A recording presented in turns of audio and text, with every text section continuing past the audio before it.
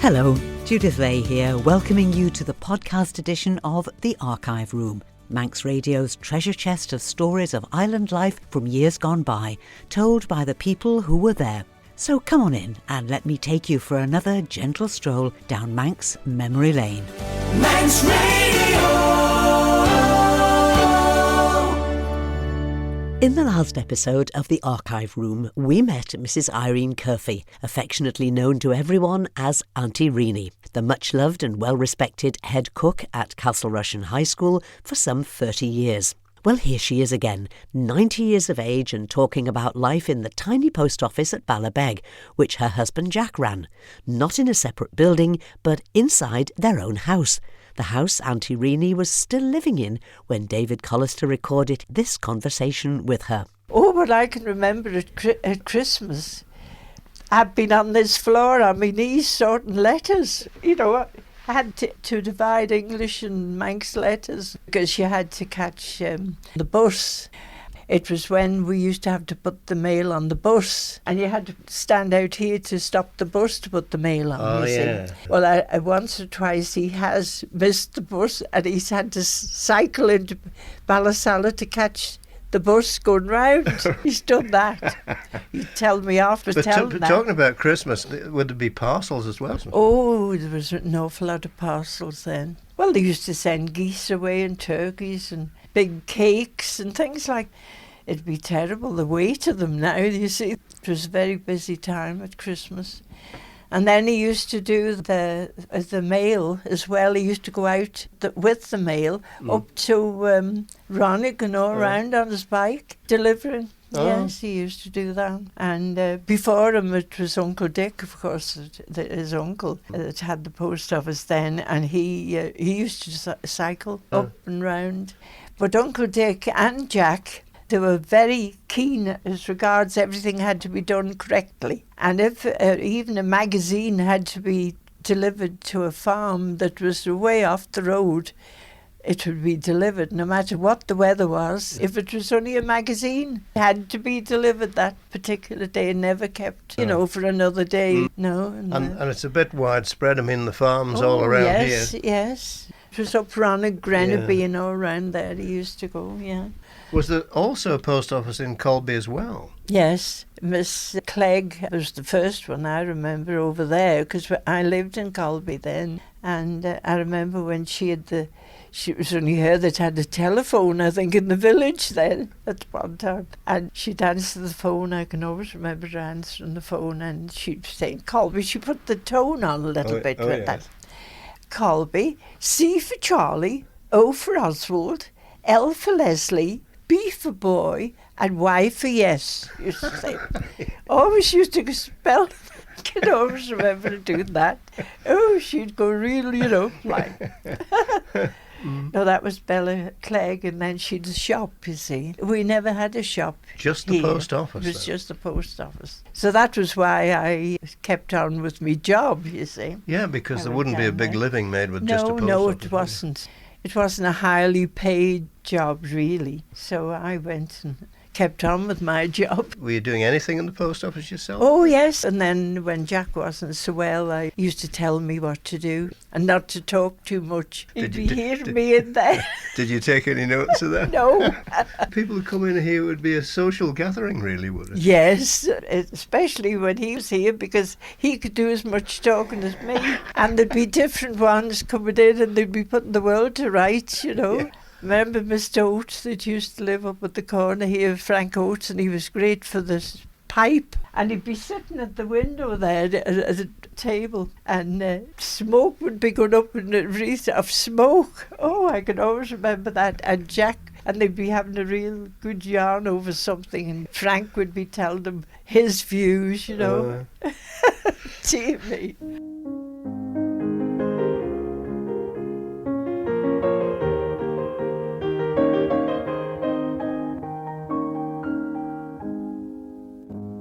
"90-year-old Mrs Irene Curphey in conversation with David Collister that was recorded around 20 years ago.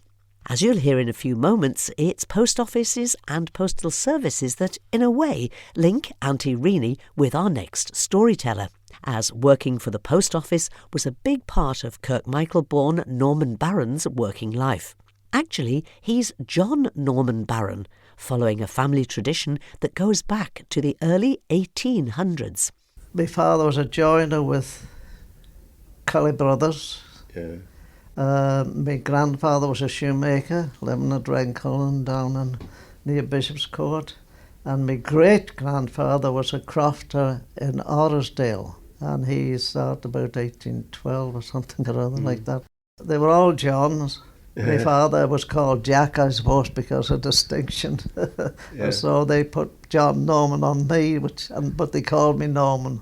So born in 1909, Yes. before the First World War. You'd only be very small when that was on. Any memories? Yes, I only remember bits. I remember a Belgian family living next door to us. We lived in a cottage in Michael, right directly opposite White House. We were looking straight up to the White House. We had a Belgian family next door. It was a summer residence for some people in Immercrook from Southport. So that was taken over for this Belgian refugee family while the war was on. But I remember very little about them except that they were there, that's all. We were in this cottage.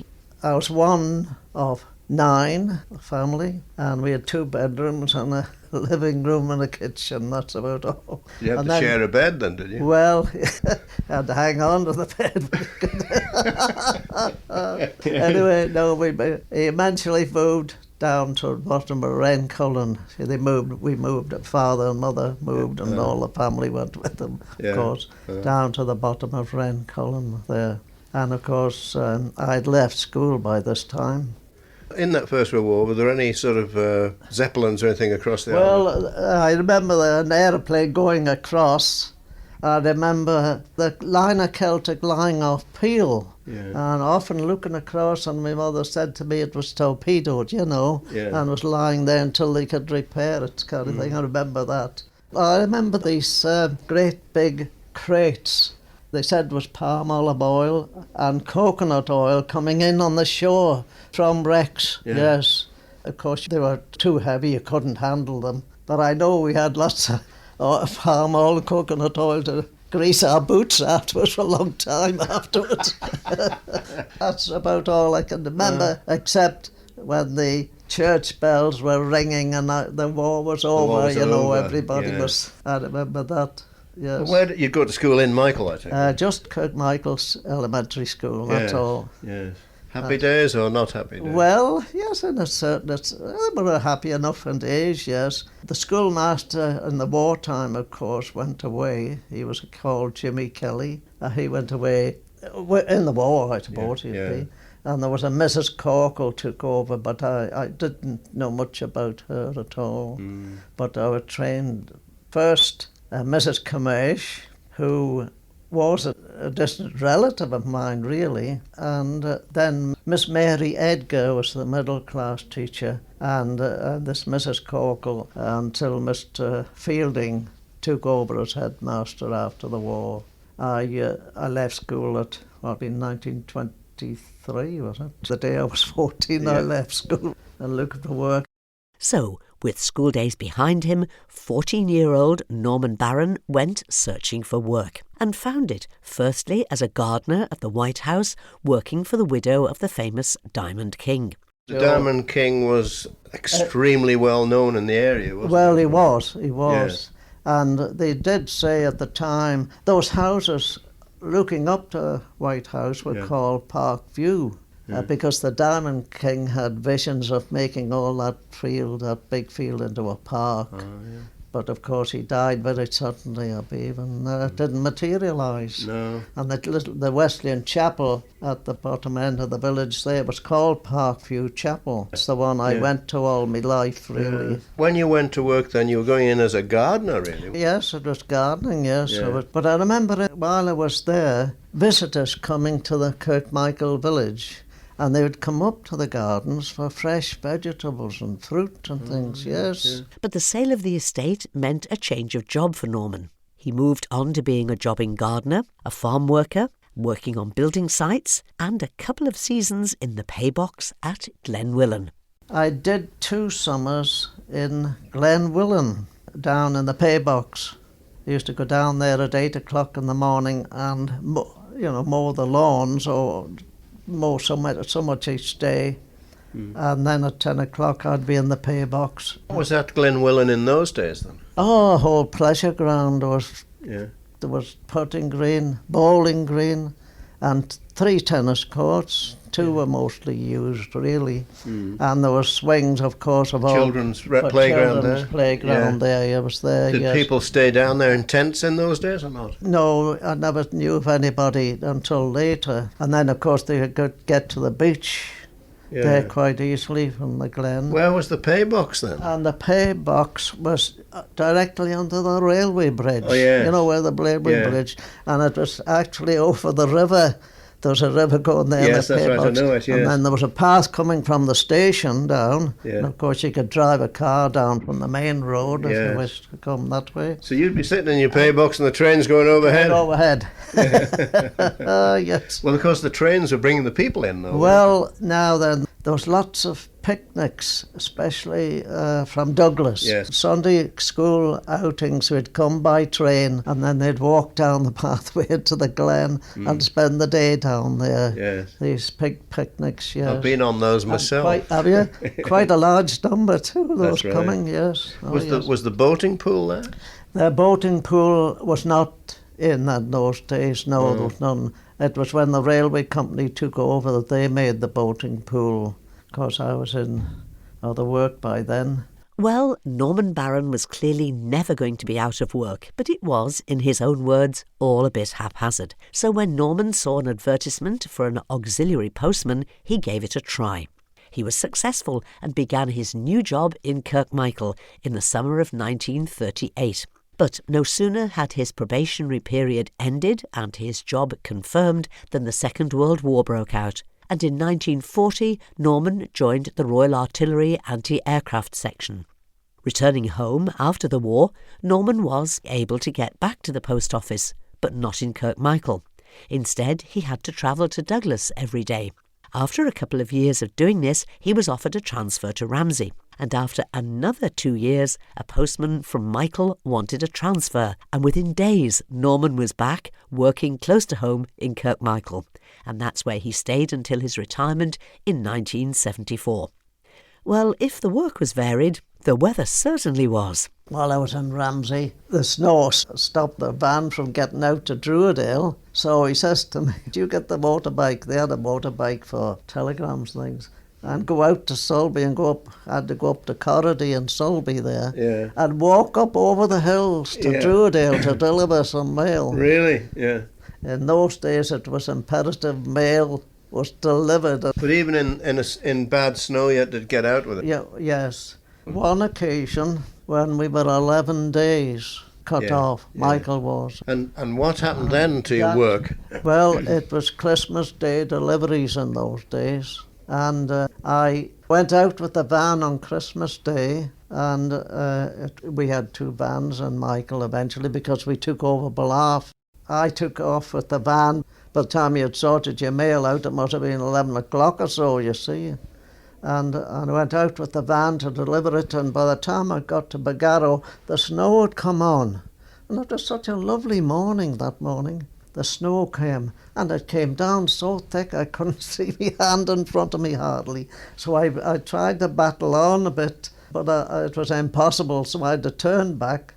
And I made my way going mighty well down as far as Cronkerla there.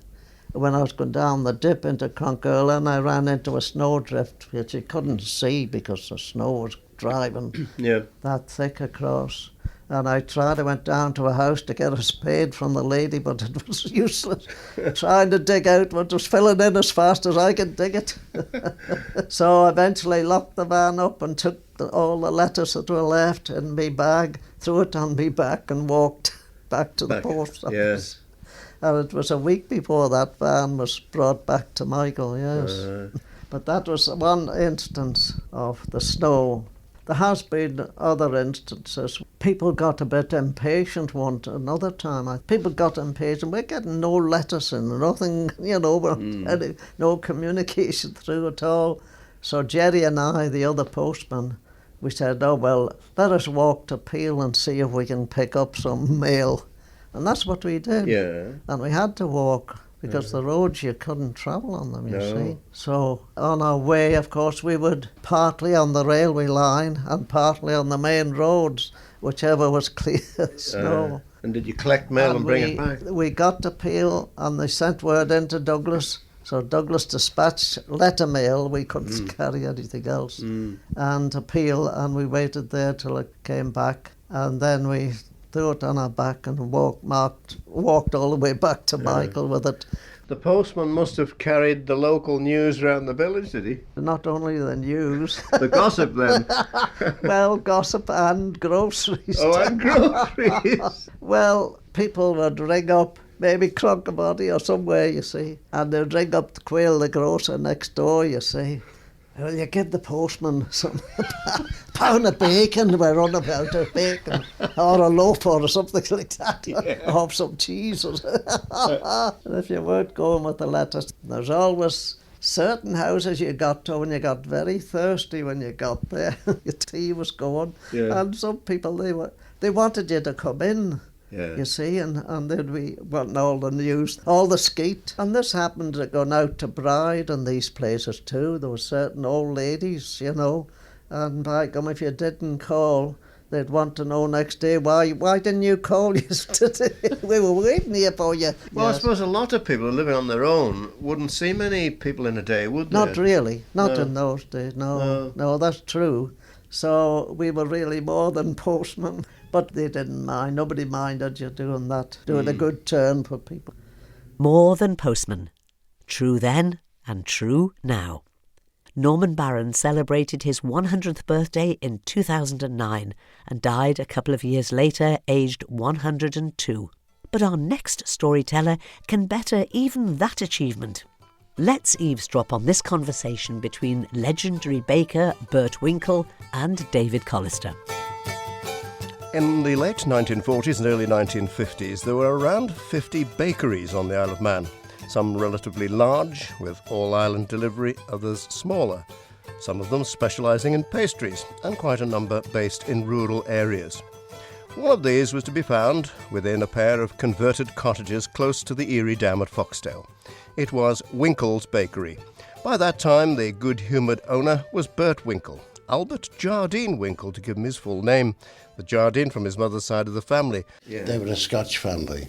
But my mum was born in Bootle, Liverpool, and her father was a Scotchman, come down, and he was working on pilot on the boats, on the Mersey boats, bringing boats in and out of the Mersey. Now, Bert, you were born in 1917 in the Isle of Man. But if we can go back a bit further than that, because the bakery at Winkle's, as we knew it, was started really by your parents. Your father actually bought a property. He bought this property when he was over here on holiday.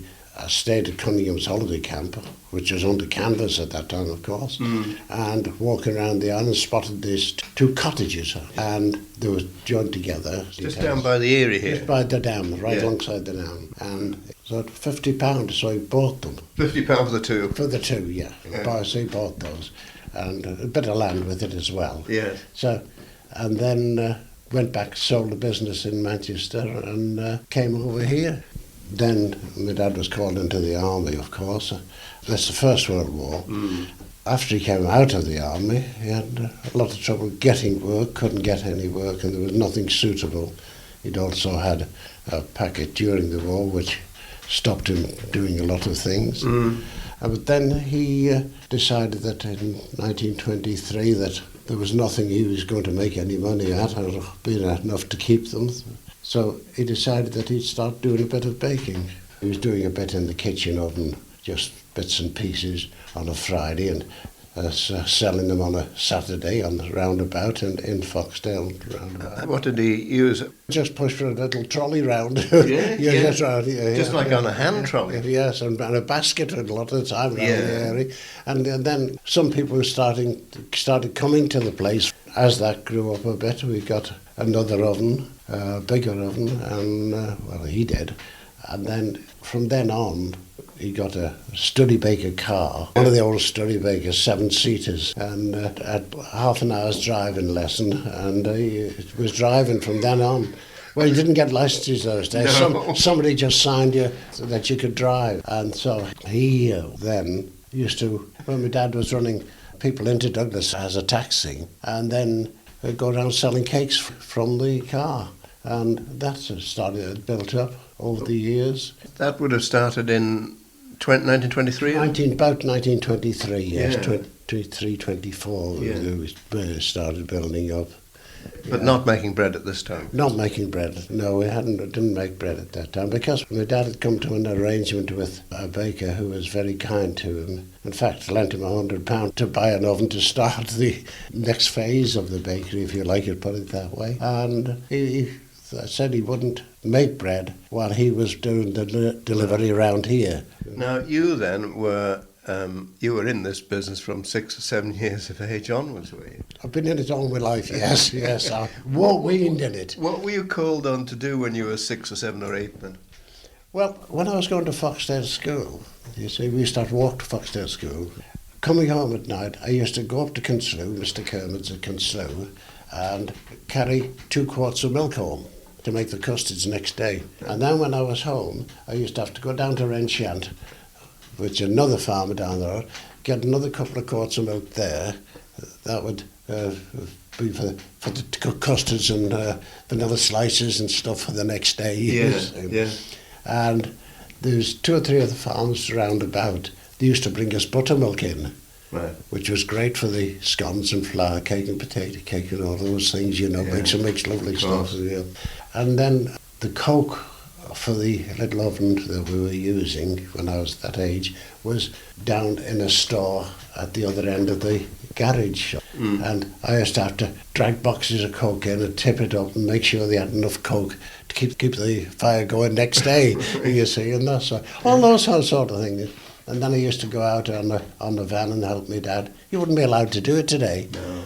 Never did me anything. I'm 87 and I'm still really going. Yes. And Bert Winkle is absolutely right. It certainly didn't do him any harm. He was 87 when this conversation was recorded, and he died earlier this year at the age of 105. What I missed most was the travellers coming in, meeting the people. I remember one woman said, she was in the shop. Our phone was just through the shop at that time. I went through to do some phoning, and the lady that was in the shop said to Vera, who had been with us about 40 years, she said, "What's the matter with Bert this morning?" And Vera said, "I don't know, he's all right, I think. Why?" She said, "He hasn't insulted me."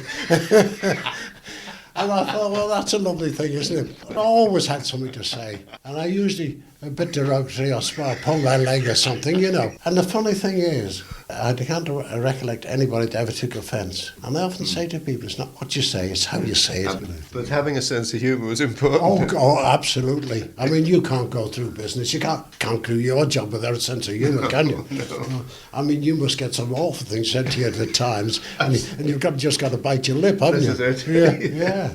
And you just pass it off or make it a joke. Yeah. And with those words of Bert Winkle, I'm afraid that's where we have to close the archive room door just for this episode. But I've so much Christmas nostalgia to share with you, and that's why I'm pleased to say that next week we'll be opening the archive room door twice. Our regular Thursday evening visit just after 6, and again next Friday for a 1-hour Christmas special at 5 o'clock. I do hope you can join me then. But if you can't, don't forget, All episodes of The Archive Room are available as podcasts. Go to manxradio.com and search for The Vault. You'll find this and all previous episodes of The Archive Room for you to listen at your leisure, and you can subscribe for free so you get a little notification whenever a new episode is added. My thanks to you for listening, and I couldn't finish in any better way than with a classic sign-off from Howard Hampton. Anyway, till next week, so long, yes, sir.